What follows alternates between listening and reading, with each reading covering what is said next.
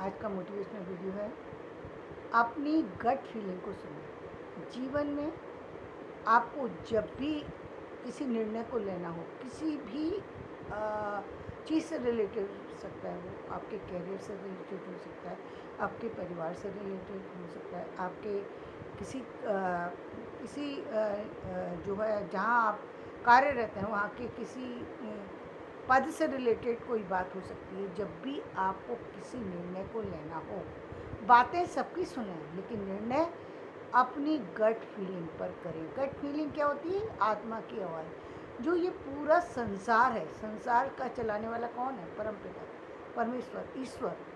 और यदि उसकी आवाज़ हमें कैसे सुनाई देती है? जब हम शांत मन से, ध्यान से अपने मन की आवाज़ को सुनने की कोशिश करें, किसी निर्णय पर पहुंचने की कोशिश करें, उस आवाज़ को यदि आप सुनेंगे तो कई बार आपको ऐसा लगेगा कि ये जो मैं निर्णय ले रहा हूँ, यदि ये मैंने निर्णय लिया तो इसका विरोध भी हो सकता है और इसके पक्ष में भी लोग जा सकते हैं।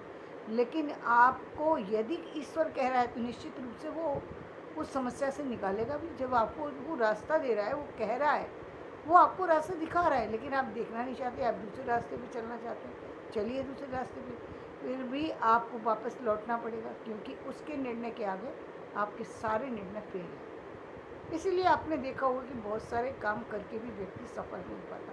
क्यों नहीं हो पाता? क्योंकि ईश्वर ने जैसा कि मैं बार बार कहती हूँ, आपके कर्म के आधार पर ही आपके भविष्य का निर्माण किया है, और अब भी वो उसी के आधार पर कर रहा है। आप बदलेंगे, वो भी बदल देगा अपने निर्णय, अपनी चीज़ें, अपने सारे पक्ष।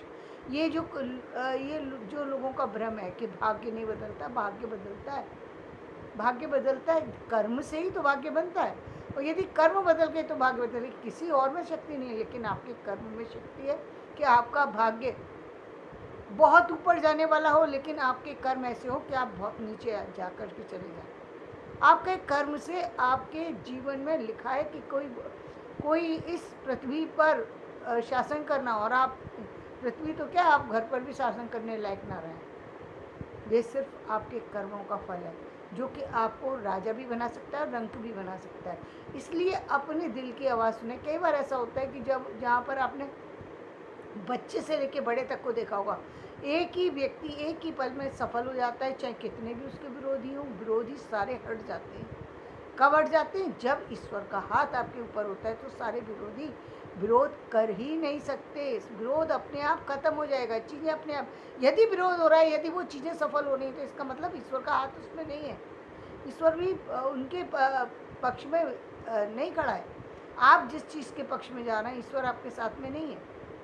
निर्णय आपका कहीं गलत है, कुछ तो गलत हो रहा है। जहाँ आप जाते जाते, जहाँ आप काम करते करते रुक जा रहे हैं, कुछ हो रहा है। आप उस निर्णय को स्वीकार नहीं करना चाहते। हो सकता है आप लालच में किसी चीज़ को करना चाहते हो सकता है आप मोहबस किसी निर्णय को लेना चाहते हो, क्योंकि भाई आप तो इस संसार की सामान्य दृष्टि से इस लोगों को देख रहे हैं ना। आपके आपके नियर डियर जो आपका परिवार है, आप तो उसको ही अपना समझ रहे हैं। लेकिन ईश्वर जो है, जब कहते हैं ना, जब एक पिता जो है वो आपसे बड़े होते हैं, तो वो बहुत सी चीज़ों को देख करके आपको कह रहे होते हैं, बेटा ये काम को मत करो। कि कुछ तो अनुभव उनका भी होता है, जो जिसके आधार पर वो कह रहे होते हैं। अब आप ठीक है, आप अपना निर्णय ले रहे हैं, तो आपको उसकी भी वो है, आपको छूट है कि आप अपना निर्णय लीजिए। लेकिन उस निर्णय के जो है, उसमें भी सोचने की आवश्यकता है ना। क्योंकि उससे भी बड़ी, यदि संसार में सबसे बड़ा कोई है तो वो ईश्वर है। वो यदि आपको कोई निर्णय सुना रहा है, यानी ये पूरा ब्रह्मांड का निर्णय है, यदि ईश्वर का निर्णय है, तो वो निश्चित रूप से आपको सफलता की तरफ लेकर जाएगा, आपको आगे की तरफ लेकर जाएगा। उसकी आवाज़ सुनना बहुत ज़रूरी है। जब भी आप निर्णय लें, चाहे वो परिवार का ही क्यों ना हो, जब आपको लगे कि ये चीज़ मेरे नियंत्रण में नहीं है, तो उसे ईश्वर के हाथ में छोड़ दें। क्योंकि वो वाकई नियंत्रण में नहीं होती है, और शायद ईश्वर ने उसको बनाया ही नहीं आपके नियंत्रण में रहने के लिए। क्योंकि आप नहीं देख पा रहे हैं, वो तो देख रहे हैं कि वो आपके बारे में क्या सोच रहे हैं। वो देख रहे हैं ना सबको, कि क्या सोच रहे हैं। आपको किसी चीज़ से अलग किया जा रहा है, और आप इसलिए परेशान है क्योंकि ये अलग क्यों हो रहा है, क्योंकि सब तो साथ में है। फिर भी ये चीज़ अलग क्यों है? अलग इसलिए क्योंकि उन्होंने आपको बनाया ही इसीलिए है कि आप कुछ कर सकें। हर व्यक्ति को यदि एक जैसा बना दे तो हर व्यक्ति कार्य नहीं कर सकता। हर हर व्यक्ति के अंदर वो पावर नहीं है कि जो विशेष लोगों के अंदर देखने में आपको मिलती है। गीता में ये बार बार कहा है कि जब भी कोई खास काम होता है उसमें मैं स्वयं खड़ा हूँ। तो ये स्वयं ही खड़े हैं ना वो, तभी आप एक व्यक्ति बड़े से बड़े जो है समस्या का समाधान 1 मिनट में कर देते हैं। बड़े से बड़े निर्णय को चुटकी में जो है वो हल कर देता है। बड़े से बड़े काम को आसानी से कर देता है। कहीं कितनी भी बड़ी जगह जाना हो, कितना भी बड़ा काम हो, उसको करने में टाइम नहीं लगेगा। क्यों नहीं टाइम लगेगा? क्योंकि उसके साथ में जब ब्रह्मांड की शक्तियाँ जुड़ गई तो उसको उसको फिर किसी और शक्ति की आवश्यकता कहाँ रही। मतलब आपके तरफ ईश्वर के हाथ बढ़ चुके हैं। जब आपकी तरफ ईश्वर का हाथ बढ़ रहा हो तो दूसरों के हाथ अपने आप पीछे हट जाएंगे। कितना भी व्यक्ति छूने की कोशिश करे, नहीं छू सकता। आपने देखा होगा कितनी कितनी बिल्डिंग, कितने कितने जो है भूकंप आते हैं, कितने कितने बाढ़ आती है, कितने कितने जो अकाल पड़ते हैं, और एक व्यक्ति कहीं, एक बच्चा कहीं इतने भूकंप के बाद भी बच गया। दबा हुआ है, 8 दिन से दबा हुआ है, 10 दिन से दबा हुआ है, लेकिन वो बच्चा बच जाता है। और एक व्यक्ति कुछ भी नहीं हुआ, सिर्फ गिरा और गिरते ही खत्म हो गया। ये क्या है? उसको बचाने वाले भी ईश्वर है और इनको भी मारने वाले ईश्वर है। क्योंकि आप वो तो सारी शक्तियाँ उसके साथ जुड़ी हैं ना। वो समझ रहा है कि कौन कितना इम्पोर्टेंट है, कौन कितना इम्पोर्टेंट नहीं है, कहाँ किसको साथ देने की ज़रूरत है। जब आप एक परिवार में ही आप सामान्य निर्णय को ले रहे होते हैं, या आप किसी पद पर होते हैं, एक सामान्य निर्णय को ले रहे होते हैं, तब आप उसमें जो है बहुत सारी चीज़ों को देख रहे होते हैं। यदि आप किसी काम को आगे बढ़ा रहे हैं तो आप कुछ सोच करके निर्णय लेंगे। तो यदि ब्रह्मांड का निर्णय तो गलत कैसे हो सकता है? गलत नहीं हो सकता। लेकिन ये गट फीलिंग सुननी पड़ेगी, आपको मानना पड़ेगा। कई बार कहते हैं ना, व्यक्ति कहते हैं नहीं नहीं ऐसे कैसे हो सकता, मैं ये नहीं, मैं ये करूँगा। तो करो, आप करो, करने के लिए आपको मनाही थोड़ी है। लेकिन उस कार्य में फिर आपकी सारी ऊर्जा वापस से लगेगी। आप किसी काम को पहले से करते हुए आ रहे हैं और एक काम को आप नया कर रहे हैं, तो दोनों कामों में एक अलग शक्ति है। एक में साथ में खड़ा है ईश्वर, और एक में आप अपने आप खड़े। दोनों से आप बढ़ सकते, कोई बुराई नहीं है। लेकिन हो सकता है कि एक में उसकी इच्छा ही नहीं, तो आप बहुत सारे प्रयत्न के बावजूद भी सफल ना हो। यदि उसको लग रहा है कि आपको इसमें बढ़ाना चाहिए तो ही बढ़ेंगे, आप नहीं तो नहीं बढ़ सकते। नहीं बढ़ सकते। क्यों नहीं बढ़ सकते? क्योंकि उसका हाथ आपके सिर पर नहीं है। वो नहीं चाहता वो, या वो नहीं देख रहे कि आपके लिए वो काम उपयुक्त है, या वो आपकी मनसा देख रहे हैं, आपकी इच्छा शक्ति देख रहे हैं, या आपसे जुड़े हुए लोगों को देख रहे हैं। आपकी इच्छा शक्ति देख रहे हैं, आप तो इच्छा शक्ति रख रहे हैं, लेकिन आप तो अनजान है। बाहर की दुनिया के लोगों से आप अनजान हैं। आपको लग रहा है वो सारे चेहरे जो आपके आसपास हैं वो बहुत प्रसन्न हैं, बहुत आपके लिए हित चाहते हैं, सब कुछ है। लेकिन सच्चाई तो ईश्वर देख रहा है। वो उसको लग रहा है कि ये सारे तो नुकसान पहुंचा सकते हैं, वो उनको हटा देता है, काम नहीं होने देता। काम होगा ही नहीं, आप बढ़ ही नहीं सकते, एक कदम नहीं बढ़ेंगे। कहीं ना कहीं असफलता आके खड़ी हो जाएगी, जिसकी वजह से आपको पीछे हटना पड़ेगा। यदि आप ईश्वर को मानते हैं तो आपको वो गट फीलिंग, आपको पहले तो गट फीलिंग ही आपको रोकेगी। आप फिर भी नहीं मानेंगे तो वो खुद से आके खड़ा हो जाएगा, यदि आप ईश्वर को मानते हैं और आपके काम को असफल बना देगा। और यदि वो सफलता दे रहा है और आपको आगे बढ़ा रहा है, और फिर चाहे आप कितनी भी पीछे हटने की कोशिश करें, फिर भी उस काम में लगे हुए, तो निश्चित रूप से उसमें ईश्वर का हाथ है। और वो आपको आगे लेकर के जाना चाहता है, कुछ कहना चाहता है, कुछ बताना चाहता है, कुछ समझाना चाहता है। उस आवाज़ को सुनना चाहिए। आज जितने भी लोगों को आप इस सृष्टि में कुछ करते हुए देख रहे हैं, वो सारी उसी की ऊर्जाएँ हैं, जिसके द्वारा एक व्यक्ति कुछ भी कर पा रहा है। कितने बड़े बड़े काम होते हैं, मतलब जिन चीज़ों को व्यक्ति सोच भी नहीं सकता, उन चीज़ों को व्यक्ति कर जाता है, कर जाता है। मतलब आप कभी ये सोच ही नहीं सकते कि आपको एक सामान्य काम को करने में टाइम लग जाएगा, और एक बहुत बड़ा काम मिनटों और सेकंडों में हो जाता है। वो चीज़ें कैसी हैं? अब देखिए, आप एक बड़ी उम्र में व्यक्ति को सफल होते हुए जब देखते हैं तो आपको लगता है कि उसकी शक्ति, उसकी ऊर्जा, उसका जो है शासन काम कर रहा है, उसकी अपनी चीज़ें काम कर रही हैं। लेकिन जब आप उसको देखिए ना, जो बच्चा जन्म ले रहा है, तो उस तरफ जाइए आप, तो वहाँ देखेंगे आप वो सफल है या विफल है। उसके जन्म से आपको पता लगेगा, आपको देखने में पता लगेगा कि ये बच्चा कैसा है। जो कि माँ के गर्भ में आते ही जो नई नई चीज़ें आपके घर में होने लग गई, चीज़ें बदलने लग गई, लोगों से आप जुड़ने लग गए, आपकी प्रसिद्धि होने लगी, आपकी कीर्ति होने लगी। दोनों चीज़ें, एक तो ये चीज़ें होने लगी, एक आपको नुकसान होने लग गया। दोनों चीज़ें हो रही हैं और आप चाहें ना चाहें वो बच्चा आएगा ही आएगा।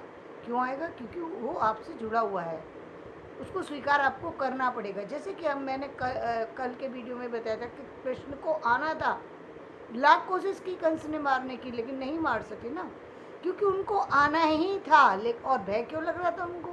क्योंकि भाई जब गलत करके आए हैं तो भय तो लगेगा ही। गलत चीज़ों से तो भय लगता है ना। आदमी अपने अत्याचार को ही बढ़ाना चाहता था कंस, लेकिन ईश्वर तो उसके अत्याचार को बढ़ने नहीं दे सकते, क्योंकि उनको मालूम था ये तो कहीं से कहीं तक जा सकता है। इसके लिए यदि इसके स्वार्थ की बात हो रही है तब तो सही है, यानी इसके लिए यदि अच्छा हो रहा है तब सही है। यदि किसी और के लिए अच्छा हो रहा है तो वो अच्छा नहीं समझता था उसको। जो अपनी बहन के लिए भी अच्छा नहीं सोच सकता, वो किसी और के लिए अच्छा कैसे सोचेगा? तो ईश्वर को तो उसे मारना ही था। पर उन्होंने साबित भी वही चीज़ की, कि क्या कितने कितने बच्चों को जो मतलब आप देखिए, एक बच्चे को तो छोड़िए, एक जीव की हत्या करना, एक जीव, चींटी जैसी चीज़ को मारना भी बड़ा कष्टदायी होता है। उसको भी यदि चल रही हो, पैर से कुचलना हो तो आदमी कुचल नहीं पाता, उससे उठा करके बाहर फेंक देता है। चाहे वो चींटी से उसको परेशानी हो रही है लेकिन हटा नहीं पाता उसको। कई बार समस्या बहुत बढ़ जाती है, लेकिन नहीं, उसको उस जीव की भी हत्या नहीं कर पाता। और कहाँ जो है लोग बड़े से बड़े मतलब एक मतलब जन्म लेने वाले एक जीवन को समाप्त कर देना चाहते हैं। किस लिए? अपने प्राणों के लिए। और ये भूल जाते हैं कि यहाँ भाई आपके प्राण आपके द्वारा संचालित कहाँ है?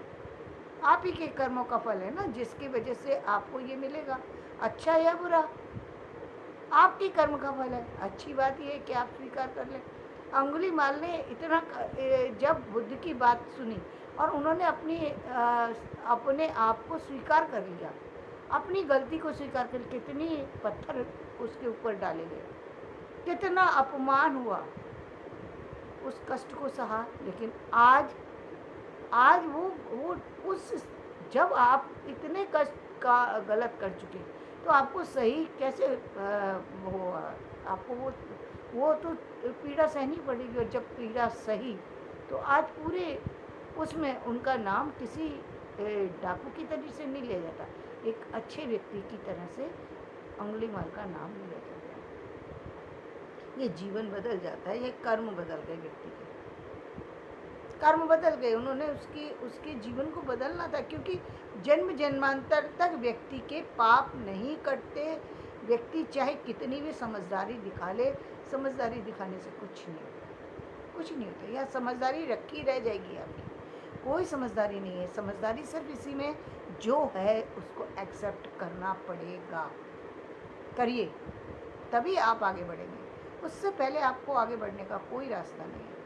और जब आप ऐसे ईश्वर की इच्छा के अनुरूप, जब आप उसको ये मान के चलते हैं कि अच्छा जो हो रहा है वो ईश्वर के द्वारा हो रहा है, दुनिया क्या कह रही है उसको छोड़िए, लेकिन सच्चाई तो यही है कि ईश्वर जिसको चाहे जैसे चाहे वो मोड़ सकता है।